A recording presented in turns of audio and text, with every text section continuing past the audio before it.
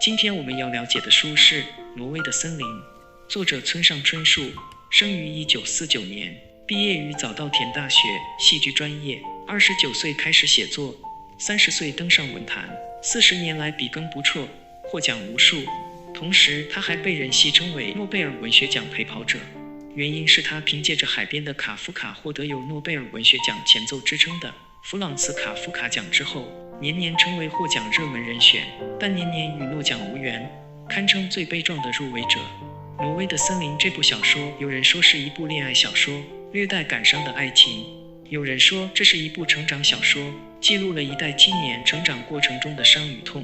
还有人说这是一部现实主义小说，反映了青年们真实的生活状态。但是归根结底，我们喜欢这部作品，首先还是因为它有一个通俗完整独特的故事。小说的主人公渡边的好友木月莫名其妙地自杀了。1年后，渡边上大学，与木月娴静腼腆、美丽忧伤的女友直子相遇，心动不已。在直子20岁生日那晚，与他发生了性关系，但是第2天直子就不知所踪。不久，渡边收到了直子的来信，称在一处疗养院。渡边去探望了直子，并度过了美好短暂的几天。渡边回到学校后，与生机勃勃、热情开朗的绿子相遇，慢慢地喜欢上了绿子，但又放不下直子。直到直子自杀的消息传来，渡边失魂落魄地开始了一段徒步旅行，也开始摸索自己的人生。小说的最后，他拿起电话打给绿子，但又无法说清楚自己在哪里。故事戛然而止。也许你在年少时脸红心跳地读过书中的描写，也许你曾对小说里的混乱迷茫的爱情嗤之以鼻，又或许是你已经年过30，重新阅读，读出了些不同以往的酸楚之感。我们今天的解读将以爱情故事为基础，去找寻一些更普遍和更本质的深层意义，去破解成长之谜，完整我们自己的人生。我们分3个重点来解读。第一个重点是打破自我与世俗的对立，让自我与外界之间达成平衡。第2个重点是打破生与死的对立，做向死而生的勇士。第3个重点是打破孤独与成长的对立，接受生而孤独的人生常态。如果我问你，坚持自我与融入世俗，你会选择哪一个？我们不妨带着这个问题走进这部小说，看看在挪威的森林里，无不弥漫着对立的氛围和矛盾的情绪。故事发生的背景是20世纪60年代末的日本社会，战后经济复苏，学潮运动不断，在物质的不断膨胀和精神极度匮乏之下，年轻人越来越找不到自己的位置。他们既厌恶这个世界的混沌不堪，又在感官上依赖着这个虚伪的世界，在自我与现实之间徘徊犹豫，止步不前。书中的每一个人物都在自我与世俗中做着决断，有的成功了，有的失败了。木月与直子是一对青梅竹马的恋人，他们的成长环境封闭而自足，直到渐渐长大，他们猛然意识到必须要打破2个人构筑的小天地，去接触更广阔的世界。高中时期，木月结识了主人公渡边，成为好友。他将渡边作为通往外界的链条，想要打开通向外界的大门。但是除了渡边之外，木月和谁都合不来。他想要改变，想要提高，最后却变得做什么都没有信心。在渡边眼中，木月是谈吐潇洒、头脑灵活、善良聪慧的人，但在向外界扩展的过程中，他反而丢失了自己最美好的部分，既失去自我，又无法融入世俗，最后崩溃自杀。他的死给恋人直子带来了难以磨灭的伤痛，直子与木月之间的小天地土崩瓦解，外面的世界又让他害怕生畏。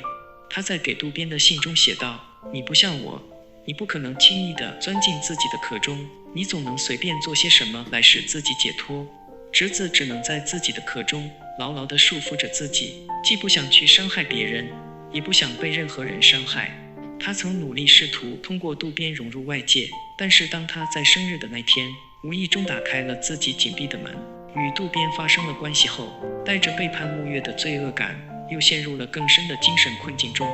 最后，直子在一所与世隔绝的疗养院里，一边憧憬着外界的美好，一边逃避着世俗的牵绊，在矛盾中走向终结。木月是渴望改变而不得，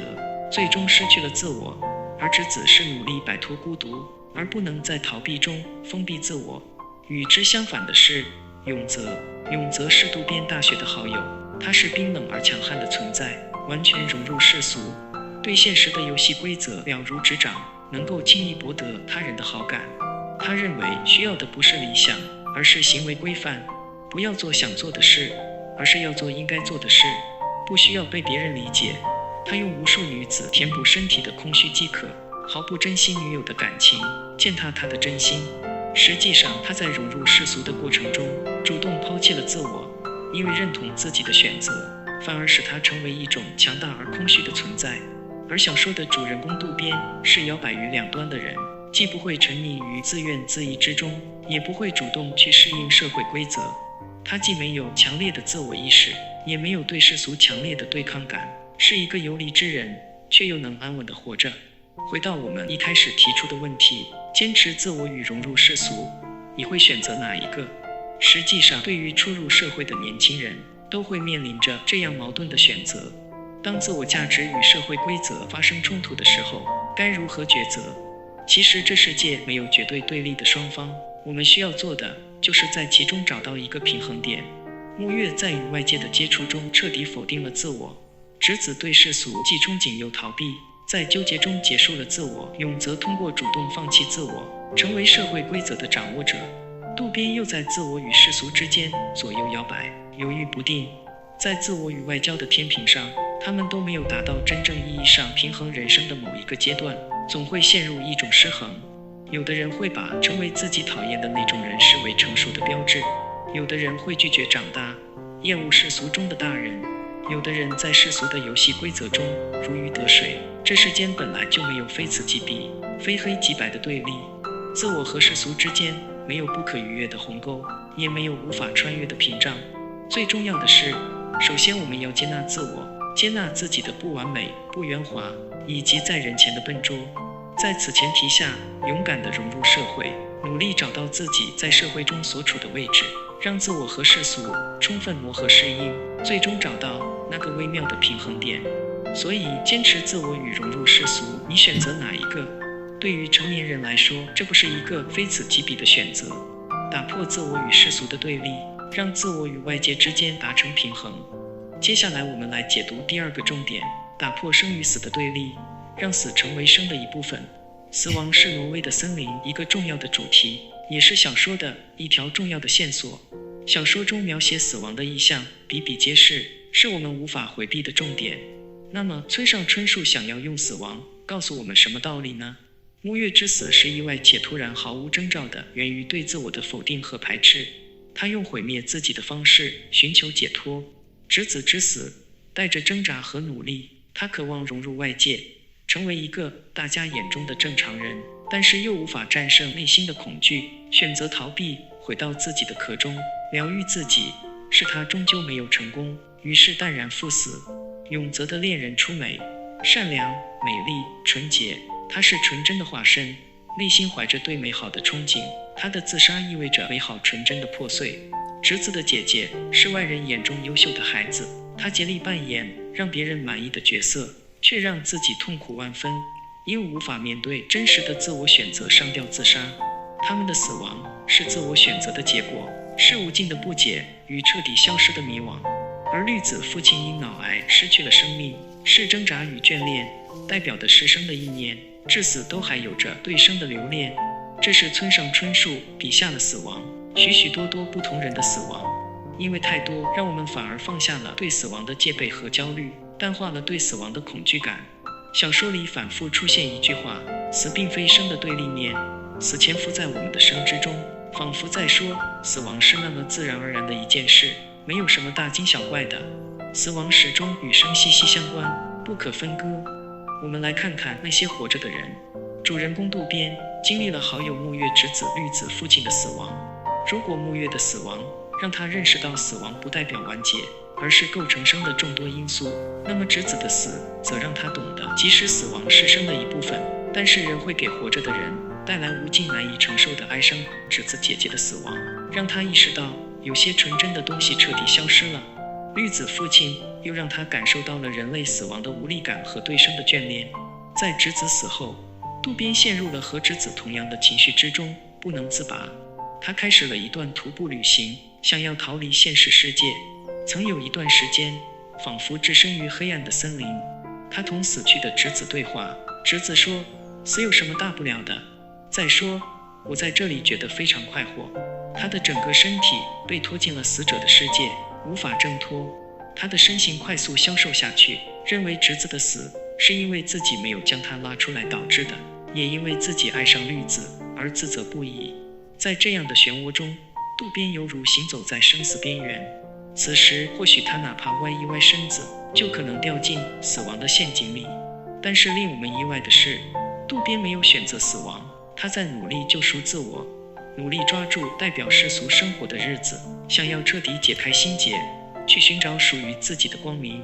渡边鼓励自己，决心活下去，而且要力所能及地好好活下去。我要变得成熟，变成大人。此外，我别无选择。侄子在疗养院的舍友林子的话更像是一剂解药。他对渡边说：“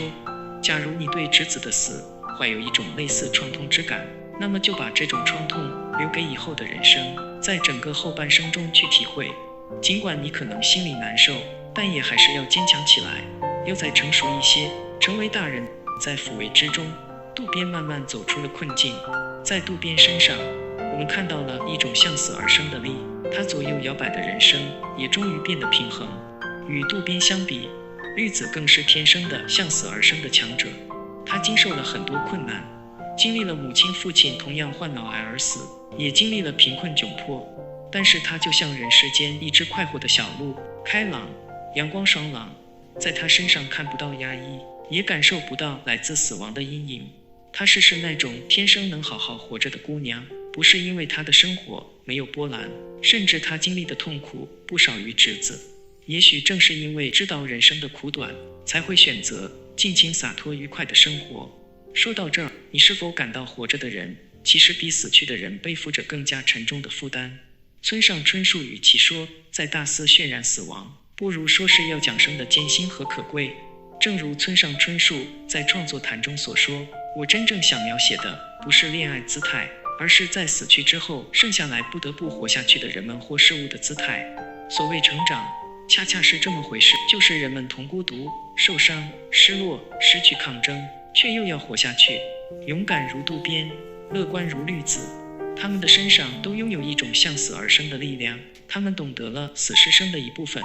摸月之子成为了永恒的17岁、21岁，这些死去的人把记忆留给活着的人，活着的人却要在这或浅或深、或浓或淡的记忆中勇敢地活下去，一直到人生的暮年。也许我们多多少少经历过亲人朋友的离世，也曾惧怕和憎恨死亡的无情与残酷，但是归根到底是生造就了死，死早就孕育在生中，或早或晚，而我们势必要带着过去的记忆勇敢地活着，带着向死而生的勇气，向阳生长的渴望，去寻找我们自己的人生幸福。最后我们来说说打破孤独与成长的对立，接受生而孤独的人生常态。有人说，挪威的森林里有浓浓的孤独感和寂寞感，这种孤独感和寂寞感又从何而来呢？我们从村上春树的早年经历说起。村上春树生于昭和24年，也就是1949年那个时代，与现在日本高龄少子的社会不同。那时候的日本从废墟中复苏，婴儿潮几乎每家每户都有5-6个孩子，这一代孩子被人称为团块时代。为什么叫团块时代呢？因为这代孩子从小群居如团块般紧密，团结在一起，埋头苦干，助力了日本的经济腾飞。在团块中出生的村上春树是个不折不扣的另类，因为他是少有的独生子，这也造就了他敏感、内向、孤单、不合群的性格。他曾说，我小时候最讨厌人家说我独生子，看见周围都是兄弟姐妹的家庭，好像只有我一个人是不完全的。这种性格一直伴随着他，他一直保持着与人群的疏离，像个倔强的孩子一样，顽固地在自己的孤独里我行我素。后来他将这种孤独感带到了作品中。侄子是小说里最孤独和寂寞的人物，他似乎陷入了一个梦幻的神话中，进而不断退缩，倍感自怜，将自己紧紧地包裹起来，隔绝于人世。他沉默寡言，孤独自卑，难以琢磨，好像一扇封闭的门，没有人能打开。更没有人能理解生机盎然的绿子也是孤独的。他从小缺少亲人的疼爱，他的父亲更爱妻子，甚至在妻子死后对绿子不闻不问。但是绿子学会了坚强，学会了独立面对伤痛，并且无畏于生死，适应了外部世界的无常和残酷。绿子依然是孤独的，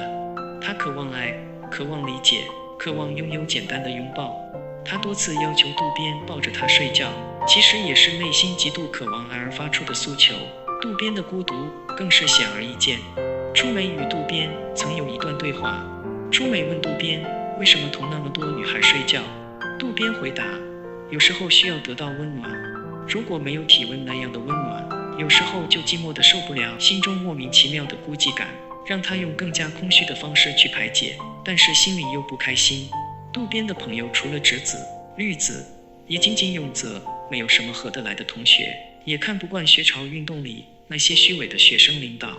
17、18岁的少年最容易伤春悲秋，孤影自怜，喜欢一个人待着，又渴望同类的靠近，以为长大了就可以不孤独。但是随着时光的流逝，成长为大人的我们，即使在人群中，也依然与孤独感如影随形。于是我们慢慢明白了一个道理，人生而孤独，这不过是人生的常态。孤独不在山中，而在街上；不在一个人里面，